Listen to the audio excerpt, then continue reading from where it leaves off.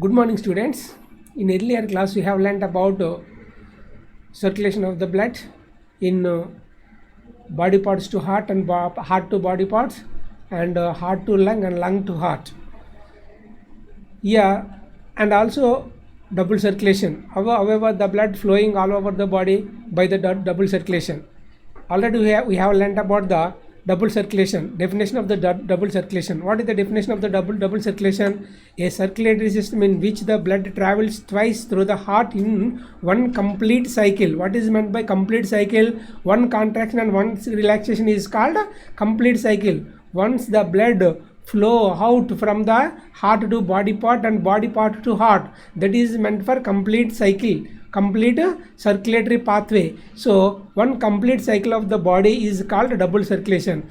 Here in human circulatory system, the pathway of the blood from the heart to the lungs and back to the heart is called pulmonary circulation. Don't forget that. Here once pulmonary circulation is there, one is pulmonary circulation and another one is systemic circulation. Two types of circulations are there in our body. The blood is pumping two types of circulatory systems. One is pulmonary circulation and systemic circulation. What is pulmonary circulation? Here in human circulatory system, the pathway of the blood from the heart to the lungs. Once listen that, from the heart to the lungs. What is there in the heart? The heart has deoxygenated blood. That deoxygenated blood reached into the lung to get the oxygenated blood along with pulmonary arteries, lung, and once again back to the heart.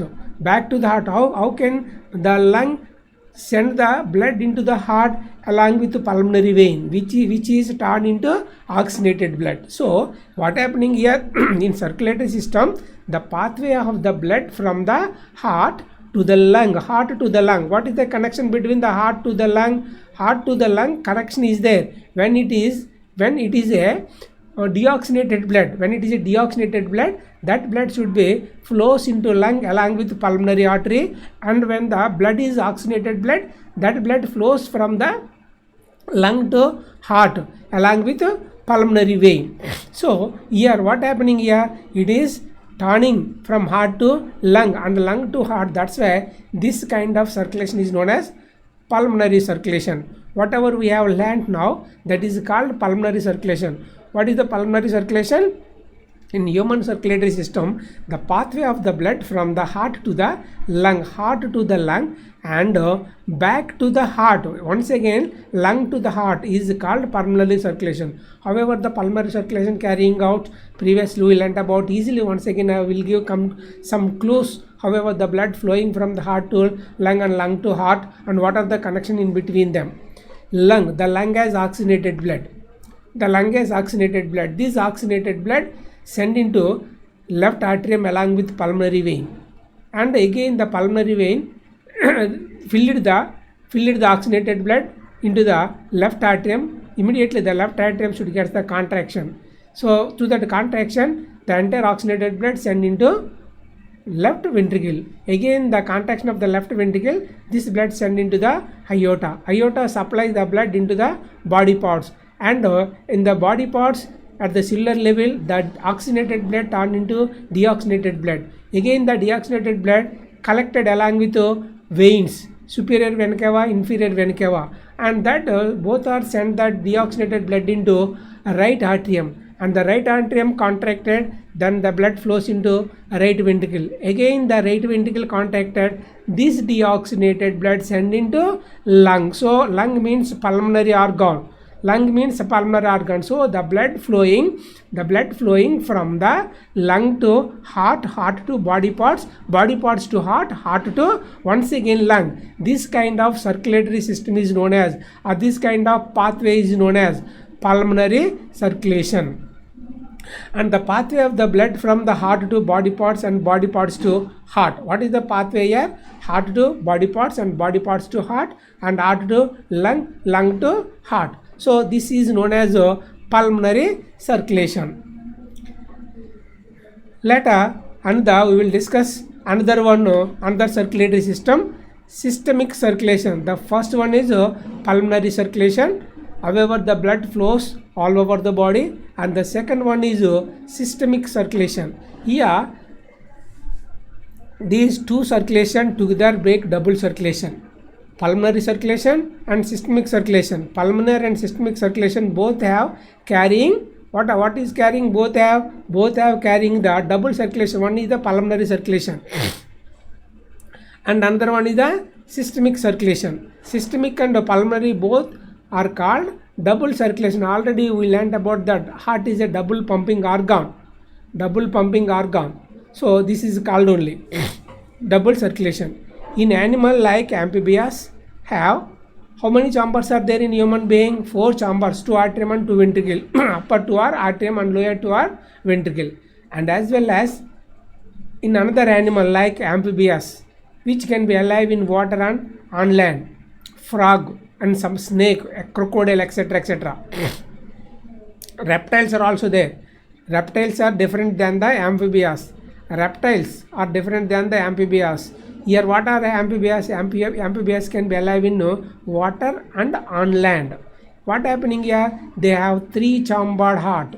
What are animal which alive in water and as well as on land? They have 3 chambers. So one is atrium and another 2 are ventricle. In most of the amphibians like frogs. And another mammals. We are mammals as well as along with us birds are also. Birds are not mammal. Birds are aves. The aves are birds along with mammals have 4 chambered heart. So the birds are also contain 2 atrium and 2 ventricles as well as us. And completely aquatic bodies. What are completely aquatic bodies? Fish. Fish has only 2 chambered heart.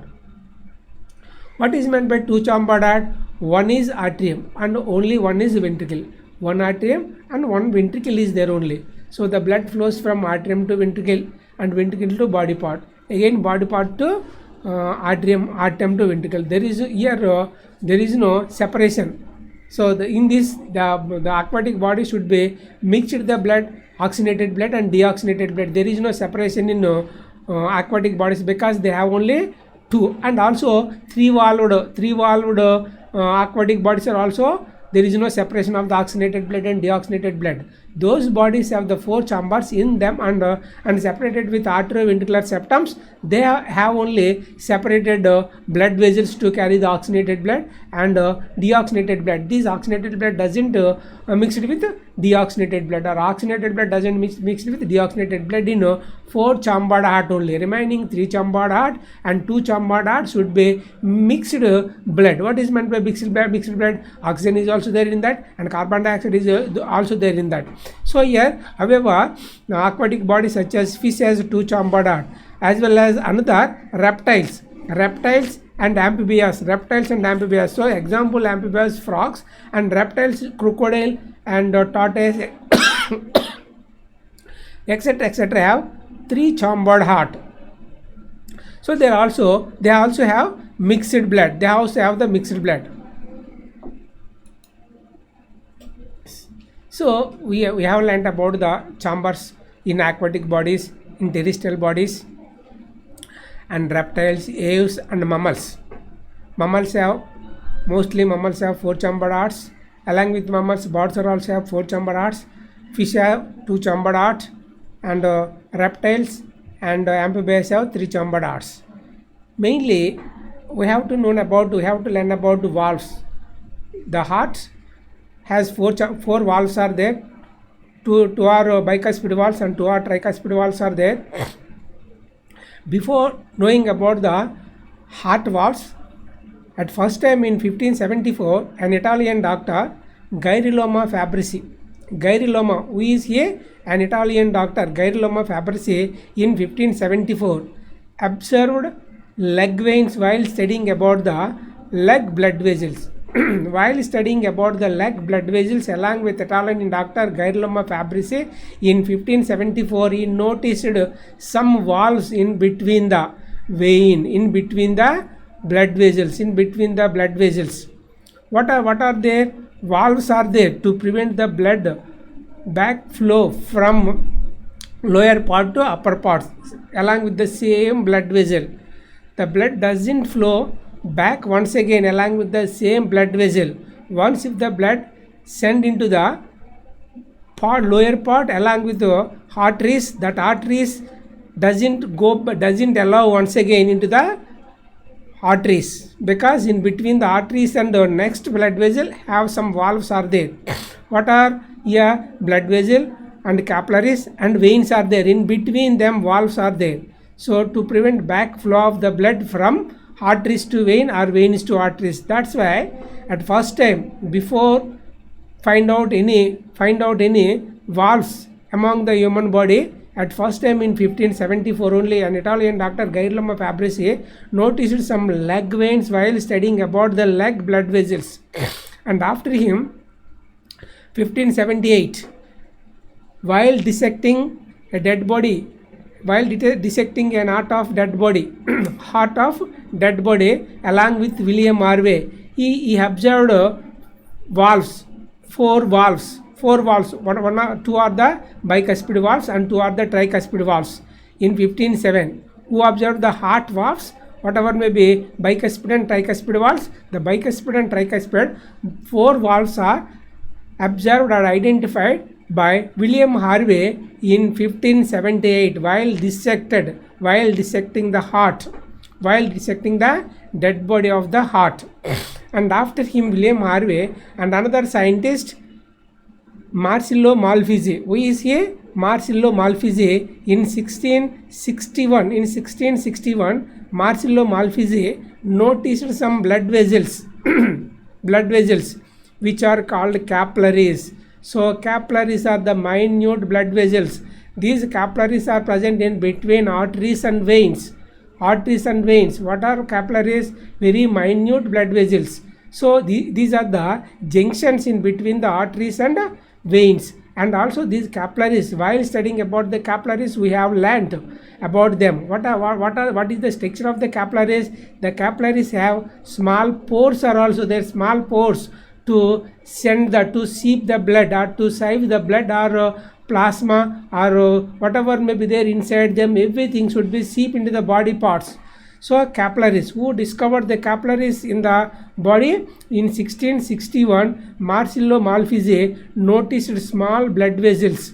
They are called capillaries. Later we will discuss about capillaries. So here, what is there here? We learnt about the different kinds of valves whoever may be discovered by Girolamo Fabrici and William Harvey and Marsilio Malpighi. So later we have to learn about heartbeat, pumping while contracting of the two atriums and two ventricles. They should make one kind of sound which is meant for heartbeat. Contraction and relaxation should be gets the heartbeat. What is meant by heartbeat here? One complete contraction and relaxation of the heart is called heartbeat. What is meant by heartbeat? One complete contraction and relaxation. What we have to learn about the contraction and relaxation? When the two atriums are contracted and immediately both should be get the relaxation, and when both ventricles are contracted, both should be get the relaxation. So one complete blood circulatory cycle, indicating the complete contraction of relaxation of the heart is known as only heartbeat. We know very well about usually our heart beats about 70 to 72 times in a minute. Per minute our heart should be gets the beat 70 to 72 times per minute. So what is that is when it is resting, what happen here? Contraction. When the contraction and relaxation, immediately the heart should be get the relaxation. That meant for usually heartbeat. That heartbeat will be gets the 70 to 72 times per minute. So how can we measure this? We can measure this by using stethoscope.